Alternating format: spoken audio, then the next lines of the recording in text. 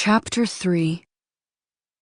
The town name, Dunforth, unfortunately sounded far too much like done for, and truthfully the town itself had been pretty much done for more than half a century.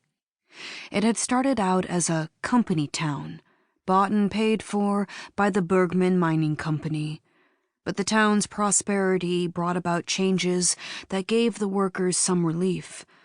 They bought homes rather than having to rent from the Bergmans, and at long last thought that they had solid futures ahead of them. But while New Hampshire might have been the granite state, quarries run dry, and prosperity doesn't always last. Dunforth's death hadn't been a quick one. Its lifeline was Manchester to the east, and from there the artery called the Interstate 93 made it only about an hour's travel from Boston, Massachusetts, a lifeline that somewhat extended the viability of a town whose time had long passed.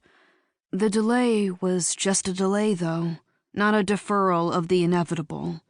It might be another decade, or it might even linger and languish for another century. But nobody seriously believed that Dunforth was anything but done for. And that was exactly what intrigued Paige about her mysterious stranger, Rohan's arrival. "You mentioned that you were heading to Maine," Paige remarked, as she worked on his drink behind the counter. He leaned in, as he often did, ostensibly to compensate for his height, and grinned. "I hope I don't actually make it to Maine," he replied, his grin exposing straight teeth as white as a movie star's. "At least not for a while." "That's odd. Did something change?" Paige frowned. "I'd certainly like to think that something did."